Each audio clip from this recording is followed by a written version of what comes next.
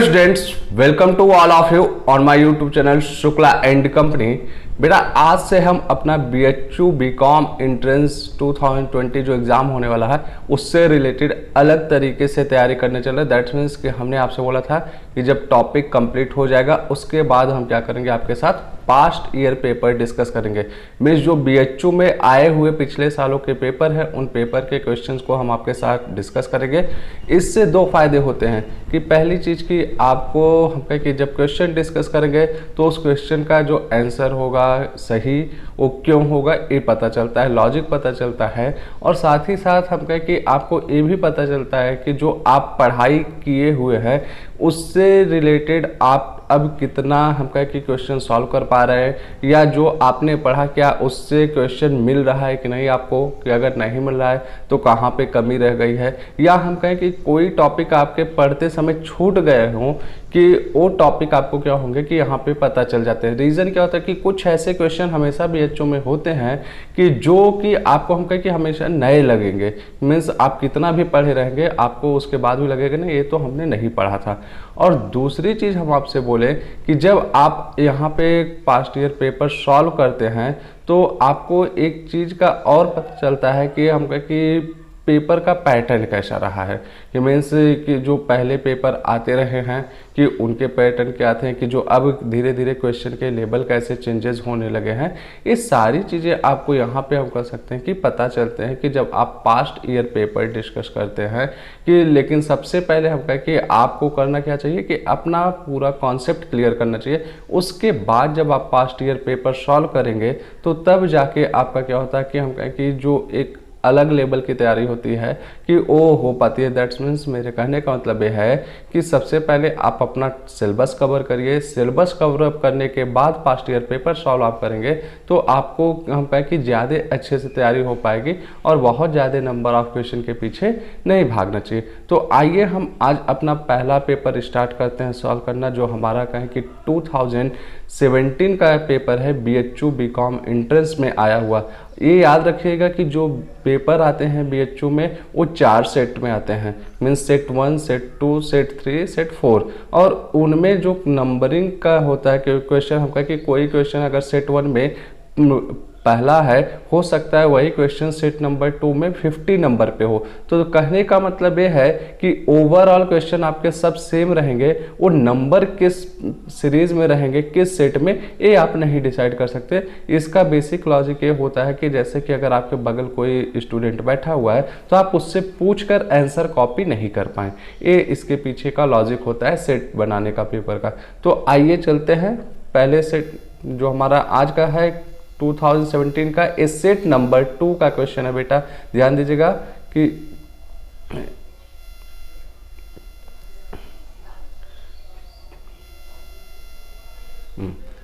Question number पहला आप देखिएगा, which organisation issues monetary policy in India.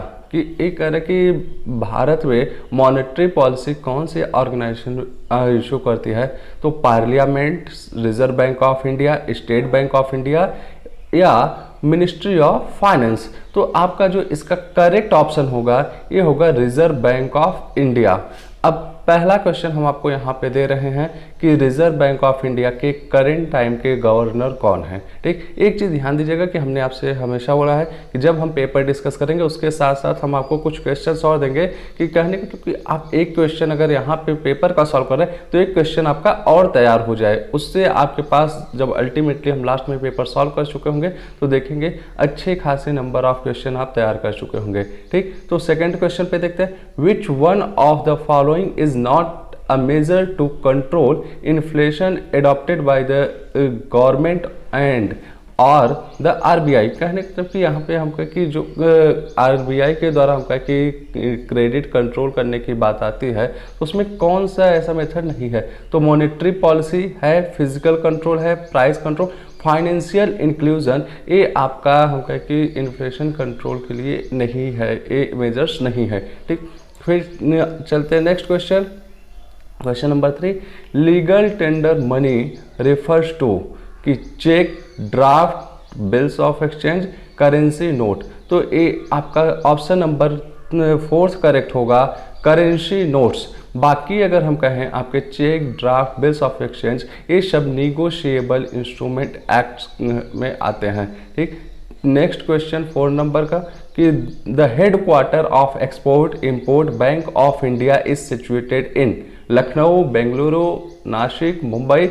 आपका ऑप्शन नंबर 3 करेक्ट होगा, मीन्स एग्जिम बैंक का आपका जो हेडक्वार्टर है वो मुंबई में है। और आप याद रखिएगा जो हम कहें कि इंडियन ऑर्गेनाइजेशन है बेटा, उनके मैक्सिमम के जो हेडक्वार्टर्स आप देखेंगे मुंबई में ही मिलेगा, क्योंकि आप जानते हैं कि मुंबई को इसीलिए हम कहें कि देश की आर्थिक राजधानी कहा जाता है कि मीन्स मुंबई में क्या है कि पोर्ट्स वगैरह बहुत ज़्यादा हैं, कि उसकी वजह से हम कहें कि वहाँ पे ट्रेड एक्टिविटीज़ सबसे ज़्यादा होती रही।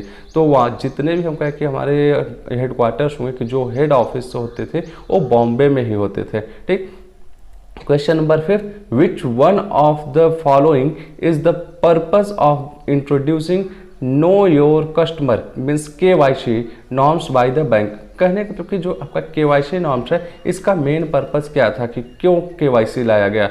ये आप याद रखिएगा कि अभी आप लोग का हो सकता है बैंक में अकाउंट ना हो, लेकिन जिनका बैंक में अकाउंट होता है उनको हर साल मतलब साल भर में एक बार फॉर्म जमा करना होता है कि वहाँ पे जिसे KYC फॉर्म बोला जाता है। तो अब देखिए कि इसके बारे में ऑप्शन देखते हैं, to bring more and more people under the banking net.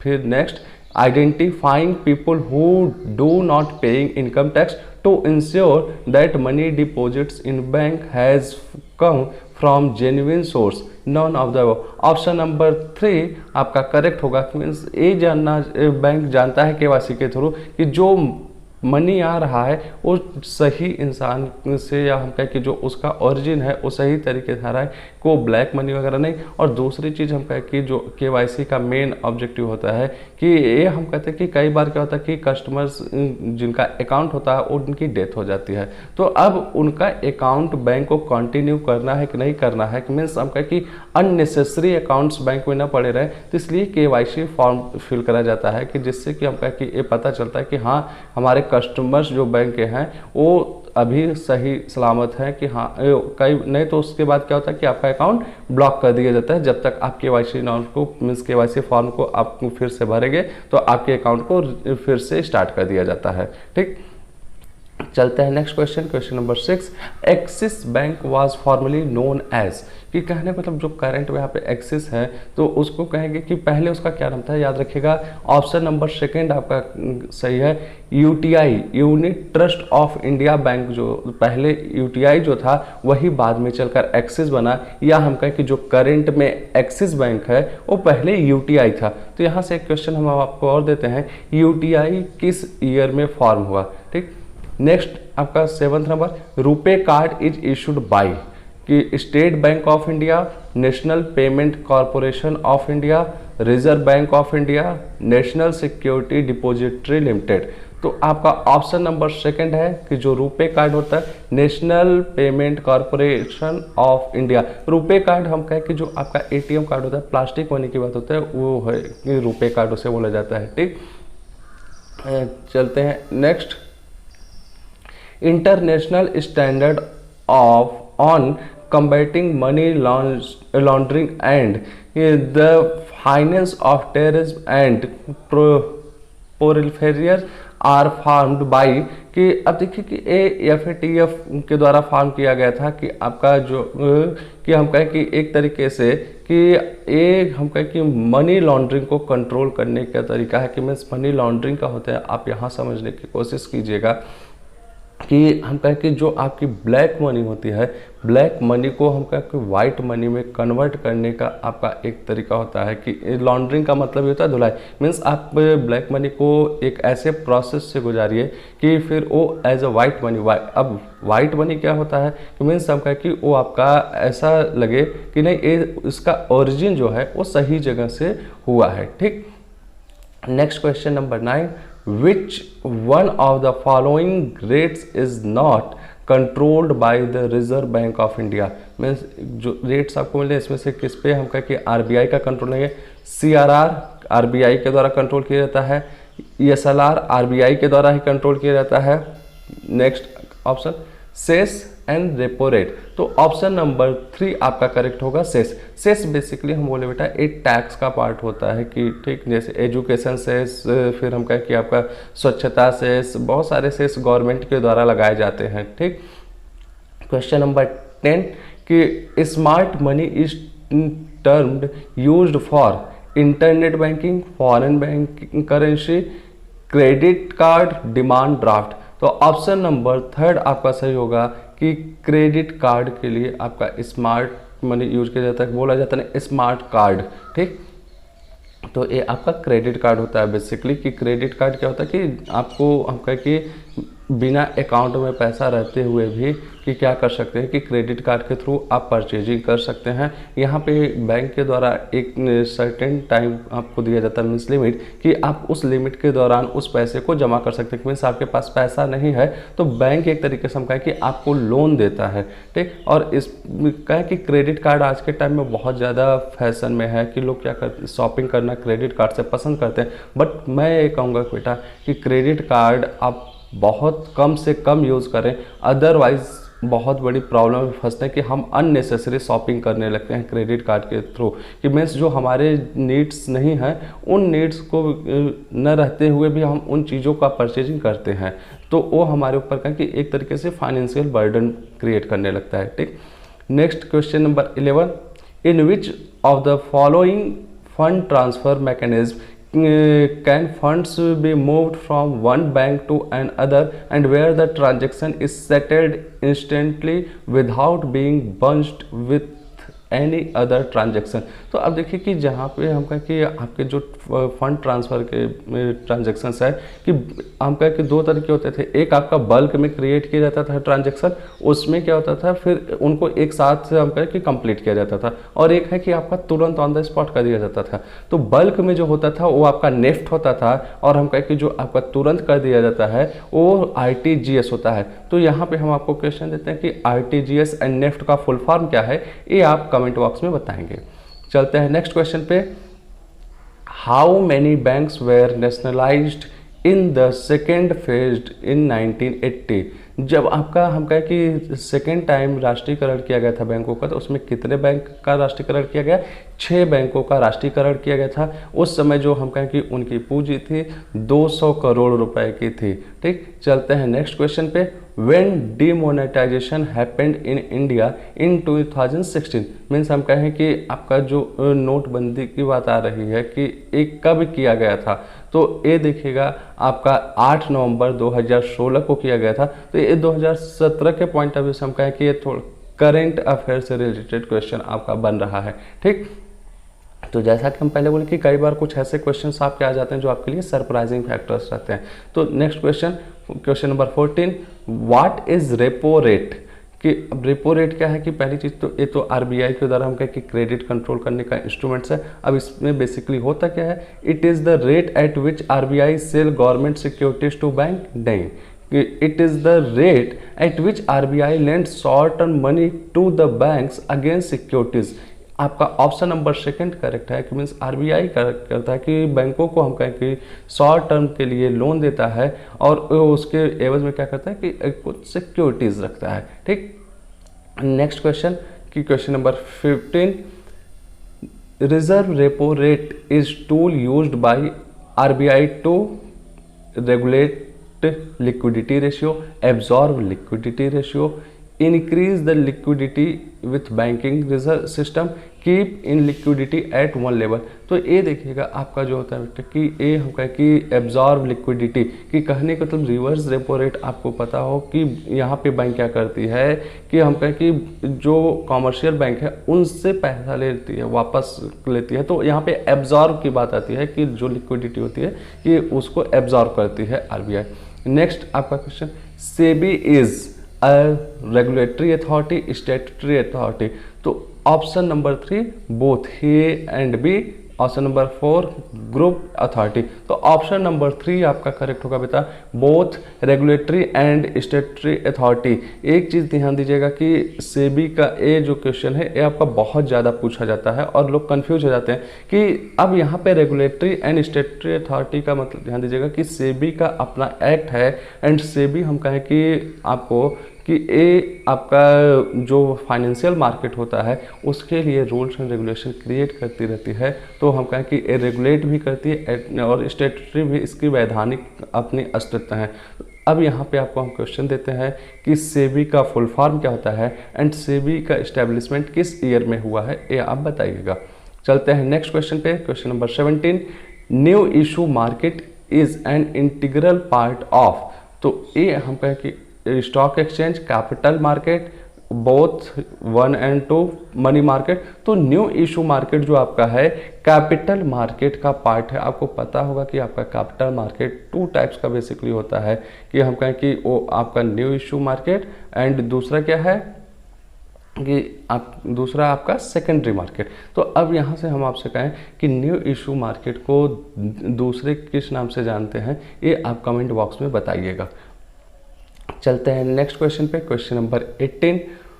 Where is the recognised stock exchange located in Uttar Pradesh. Means Uttar Pradesh में स्टॉक एक्सचेंज कहाँ पे है? कानपुर में उत्तर प्रदेश में स्टॉक एक्सचेंज है। और अब हम कहें कि एक कानपुर में जो स्टॉक एक्सचेंज है ये बंद हो चुका है आपका। ठीक, तो चलते हैं नेक्स्ट क्वेश्चन पे।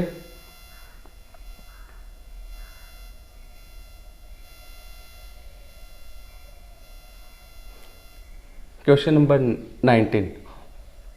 The national security depository limited NSDL was established in the year.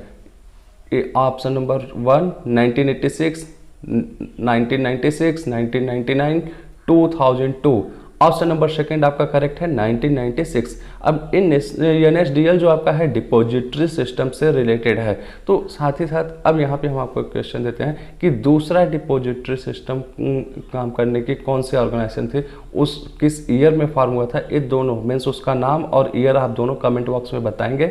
चलते हैं नेक्स्ट क्वेश्चन पे, question number 20। By whom the chairman of SEBI is appointed. तो याद रखिएगा सेंट्रल गवर्नमेंट के द्वारा सेबी के चेयरमैन अपॉइंट किए जाते हैं। Stock exchange is state subject, central subject, regional, corporate. तो ये सेंट्रल सब्जेक्ट है, मीन्स हम कहें कि स्टॉक एक्सचेंज की जो बातें आती हैं केंद्र सरकार के अधीन रहती है। ठीक, चलते हैं नेक्स्ट क्वेश्चन पे। विच one of the following is not an institutional investors. कि कहने का मतलब हम कहें कि एक संस्थागत जो हम कहें कि निवेश करने वाली बात आती है वो कौन सा नहीं है, तो ध्यान दीजिएगा। Foreign individual investors, mutual fund, insurance companies, foreign financial institution. अब option number second, third, fourth आप देखेंगे ये हम कहें कि संस्थाएं हैं, लेकिन जब ऑप्शन नंबर फर्स्ट आप देखेंगे ये इंडिविजुअल की बात कर रहा है, मीन्स इंसान की बात कर रहा है, फॉरेन पीपल की बात कर रहा है, तो ये आपका इंस्टीट्यूशनल इन्वेस्टर नहीं है। ऑप्शन नंबर 1 करेक्ट होगा। सब broker is appointed by, option number 1 आपका करेक्ट होगा, ब्रोकर। नेक्स्ट चलते हैं। In which year national stock exchange NSE was started by. तो आपका ऑप्शन नंबर सेकेंड और थर्ड करेक्ट है 1992, मीन्स 1992 में नेशनल स्टॉक एक्सचेंज आपका स्टार्ट हुआ था। ठीक, चलते हैं नेक्स्ट क्वेश्चन पे। The public subscription should be kept open minimum of. तो पब्लिक सब्सक्रिप्शन हम कहें कि जो वो आपका ओपन रखा जाता है ये 3 दिन के लिए बेसिकली ओपन रहता है। ठीक, नेक्स्ट क्वेश्चन कि out of the following which one is not A capital market instruments. Equity share, preference share, bills of exchange, debenture. तो आपका ऑप्शन नंबर 3 करेक्ट होगा, इक्विटी बिल्स ऑफ एक्सचेंज। यहाँ पे ध्यान दीजिएगा बिल्स ऑफ एक्सचेंज जो है आपका मनी मार्केट का इंस्ट्रूमेंट्स है। Okay, next question 27। The maximum period of maturity of capital market instruments. Capital market instruments की हम बात करें कि उनका मैक्सिमम मेच्योरिटी पीरियड पे कोई लिमिट नहीं है, कि मीन्स ऑप्शन नंबर 1 आपका करेक्ट होगा, नो लिमिट। नेक्स्ट चलते हैं question number 28। Money market deals with long term funds, medium term funds, short term, government funds. तो ऑप्शन नंबर 3 आपका करेक्ट होगा। मनी मार्केट जो होता है वो शॉर्ट टर्म फंड्स के बारे में बात करता है, मीन्स हम कहें कि 1 डेज से 365 डेज तक के जितने भी आपके इंस्ट्रूमेंट्स होते हैं वो मनी मार्केट में कवर होते हैं। Which of the following is not a speculator in the stock exchange. Broker, bull, bear, stake. तो ब्रोकर जो है आपका ये हमका कि स्पेकुलेटर्स नहीं है कि स्पेकुलेटर्स की बेसिकली हम बात करें, ये होते क्या है, हम कहीं फ्यूचर को फॉरकास्ट करते हैं। ये स्टॉक एक्सचेंज के हम कहें कि कहते हैं कि जो हम कहते हैं कि शेयर या डिवेंचर या हम कहें कि सिक्योरिटीज़ के प्राइस को ध्यान में रखते हुए ये ट्रेडिंग करते हैं। तो बुल को और किस नाम से जाना जाता है एंड बियर को, ये आप कमेंट बॉक्स में बताइएगा। चलते हैं नेक्स्ट क्वेश्चन पे। विच of the following is not a part of financial market? Capital market, commodity market, money market, secondary market. तो कमोडिटी मार्केट हम कहें कि आपका ये फाइनेंशियल मार्केट का पार्ट नहीं है। फाइनेंशियल मार्केट में बेसिकली हम कहें कि capital, money market, secondary market आते हैं। ठीक, चलते हैं next question, question number 31। Highly democratic motivational theory is कि हाइजीनिक, पार्टिसिपेटिव, एक्स, वाई। तो आपका ऑप्शन नंबर सेकंड करेक्ट होगा, पार्टिसिपेटिंग। डेमोक्रेटिक का ही मतलब होता है कि बेटा कि यहाँ पे आप ध्यान दीजिएगा कि नॉर्मली डेमोक्रेटिक का मतलब बोला जाता है कि हम कहें कि ये जनता के द्वारा जनता के लिए, जैसे हम कहें कि अपने यहाँ जो होता है कि डेमोक्रेसी चलती है। तो अब यहाँ पे जो उसके अकॉर्डिंग जब आप देखेंगे मोटिवेशनल थ्योरी, तो दैट मीन्स कि जहाँ पे वर्कर का भी पार्टिसिपेशन हो, कि दोनों तरफ से टू वे में कम्युनिकेशन चले। ठीक, चलते हैं नेक्स्ट कि क्वेश्चन नंबर 32।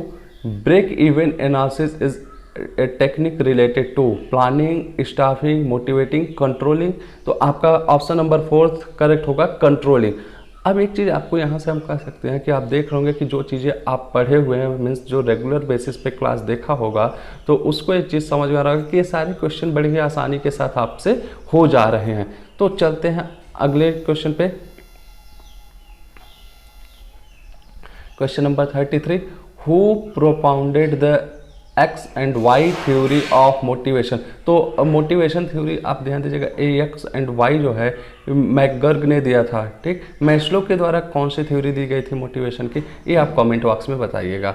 फिर question number 34। The method applied to know the need for the training, कि अब कि जो आपके मेथड्स अप्लाई किए जाते हैं ट्रेनिंग के लिए वो कौन से हैं, कि जॉब इवेल्युएशन, परफॉर्मेंस अप्राइजल, स्वॉट एनालिसिस, पर्सनल रिव्यू। तो पर्सनल रिव्यू आपका हम कहें कि मीन्स एम्प्लॉइज़ के आपको पर्सनली ध्यान में रखते हुए तब आप कर सकते हैं कि ट्रेनिंग के मेथड्स को अप्लाई करते हैं। ठीक, which one of the following is not related to job analysis? Interview method, point method, questionnaire method, observation method. Option number second आपका करेक्ट होगा, पॉइंट मेथड। बाकी जितने आपके हम कहें कि इंटरव्यू है, क्वेश्चनायर है, ऑब्जर्वेशन, ये सभी आपके जॉब एनालिसिस के तरीके होते हैं।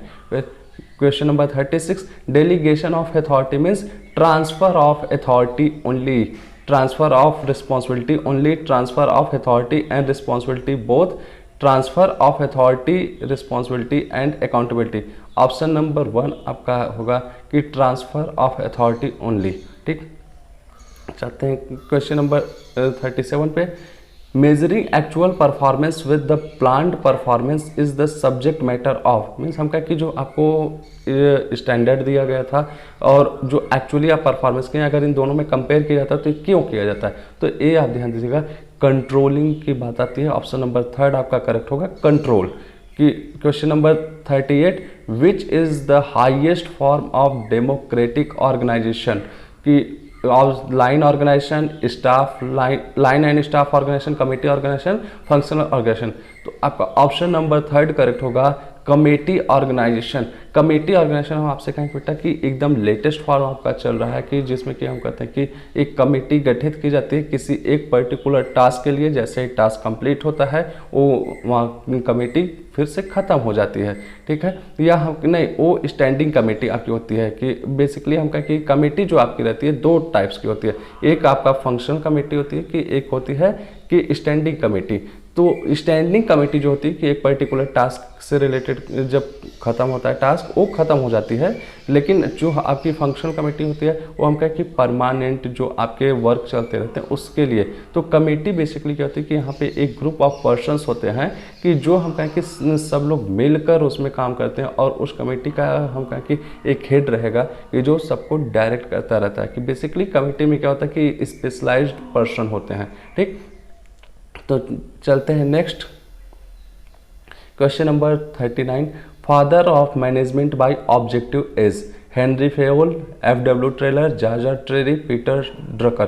तो जो हम कहें कि मैनेजमेंट बाय ऑब्जेक्टिव का जो कॉन्सेप्ट दिया गया था कि फादर इसके जो बोले जाते हैं वो पीटर ड्रकर को बोला जाता है।